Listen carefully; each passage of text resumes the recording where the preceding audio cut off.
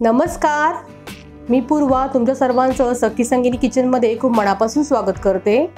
चला तर मग आजच्या रेसिपीला सुरुवात करूया।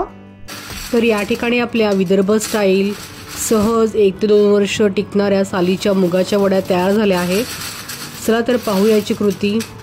इथे मी मुगाच्या वड्या करण्याकरिता अर्धा किलो सालीची मूग डाळ 4 तास पाण्यामध्ये भिजवून घेतली आहे। तुम्ही या ठिकाणी पिवळी मूग डाळ सुद्धा घेऊ शकता, परंतु सालीच्या मूग डाळीच्या वड्या ह्या खूपच रुचकर लागतात आणि त्यामुळेच मी इथे अशी सालीची मूग डाळ वापरत आहे। 4 तास डाळ ही चांगली पाण्यामध्ये भिजली आहे। जर सहज डाळीची साले निघाली तर ही डाळ चांगली मुरली आहे असे समजावे। सालीच्या मुगाच्या वड्या करताना ही स्टेप खूपच महत्त्वाची आहे।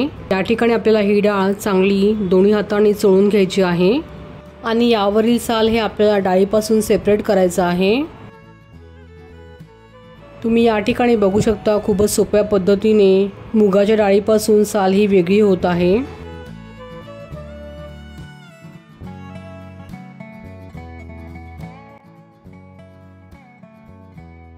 आता उरलेल्या डाळीमध्ये सुद्धा पाणी घालून घ्यायचं आणि सुरुवातीला दाखवल्याप्रमाणे डाळ चोळून त्यावरील साले बाजूला काढून घ्यायची।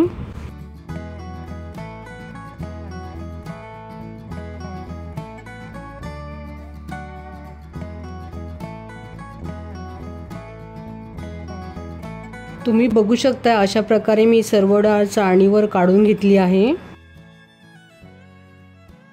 आता चाळणीवरील डाळ आपल्याला सुती कापडावर टाकून अर्धा तासापर्यंत फॅन खाली सुकवून घ्यायची आहे।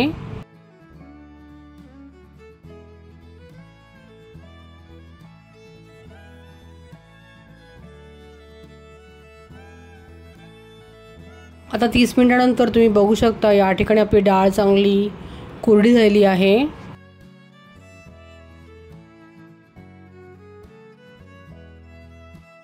आता यामध्ये 15 ते 20 लसणाच्या पाकळ्या घालायच्या आहे। सोबतच यामध्ये अर्धा चमचा जिरं घालायचं। त्याचबरोबर यामध्ये पाव चमचा मेथीदाणे घालायचे आहेत। मेथीदाणे घातल्यामुळे वड्या आणखीनच रुचकर लागतात।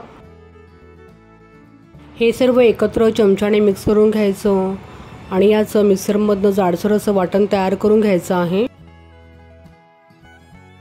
हे पहा या ठिकाणी आपलं मूग डाळीच्या वड्या करण्यासाठी लागणारं वाटण तयार झालेलं आहे। आता हे बघा अशा पद्धतीने व्हिडिओमध्ये दाखवल्यानुसार हातामध्ये मिश्रण घ्यायचं आहे आणि वड्या अलगदपणे टाकून घ्यायच्या आहेत।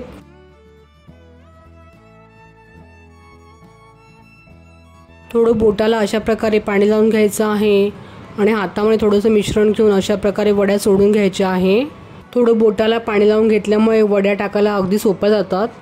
खरं तर हाताने वड्या टाकल्या की त्याला मस्त टोकं येतात आणि ते दिसायला वड्या खूपच छान दिसतात, परंतु ज्याला अजिबातच हाताने वड्या घालता येत नाही त्यांच्याकरिता माझ्याकडे एक मस्त ट्रिक आहे, जेणेकरून ज्यांना अजिबातच वड्या घालता येत नाही ते सुद्धा मस्त वड्या घालू शकतील। या ठिकाणी मी पायपिंग बॅग घेतली आहे, ती मी स्वच्छ कापडाने कोरडी पुसून घेतली आहे। आता व्हिडिओमध्ये दाखवल्यानुसार अशा प्रकारे ही पायपिंग बॅग वाटीला लावून घ्यायची आहे। आता या पायपिंग बॅग मध्ये तयार केलेलं मिश्रण चमच्याने घालून घ्यायचं आहे।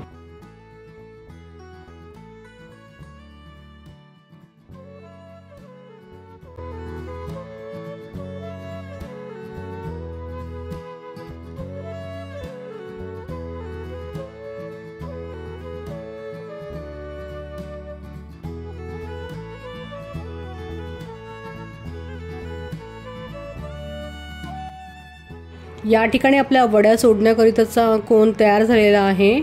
आता आपण याला वरतून रबराने पॅक करून घ्यायचा आहे।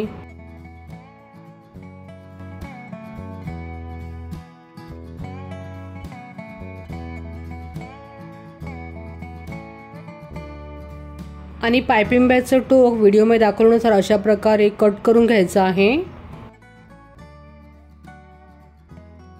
आणि व्हिडिओमध्ये दाखवल्यानुसार अशा प्रकारे कोन प्रेस करत करत वड्या टाकून घ्यायच्या आहेत। तुम्ही बघू शकता या ठिकाणी अगदी सहज आणि सोप्या पद्धतीने आपण या ठिकाणी वड्या ह्या टाकून घेत आहोत।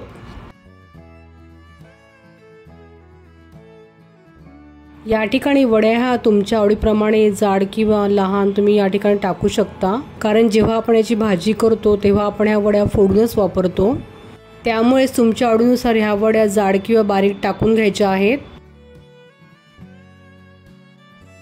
आता ह्या वड्यांना 3 ते 4 दिवस कडकडीत उन्हामध्ये चांगलं सुकवून घ्यायचं आहे, जेणेकरून ह्या वड्या 1 ते 2 वर्ष सहज टिकतील. ह्या वड्या चांगल्या उन्हामध्ये सुकवून घ्यायच्या, नाहीतर पावसाळ्यामध्ये ह्या वड्यांना बुरशी किंवा जाळे लागू शकतात आणि मग ह्या वड्या खराब होऊ शकतात. हे बघा, या ठिकाणी मुगाच्या वड्या चांगल्या 3 ते 4 दिवस कडकडीत उन्हामध्ये मी सुकवून घेतल्या आहेत.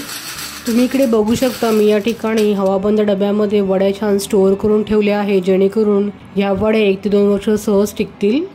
आणि पावसाळ्यामध्ये जेव्हा केव्हा घरामध्ये कुठलीही भाजी नसेल तर तुम्ही अशावेळी ह्या वड्यांची भाजी करून खाऊ शकता. जर तुम्हाला या विदर्भ स्टाईल मुगाच्या वड्यांची भाजीची रेसिपी हवी असेल तर मला नक्की कमेंट करून कळवा. जर तुम्हाला माझ्या रेसिपीज आवडत असतील तर मला चॅनलला सबस्क्राईब करायला विसरू नका. लवकरच भेटूया अशाच एका नवीन रेसिपीसोबत सखी संगीनीज किचनच्या पुढल्या भागात. धन्यवाद.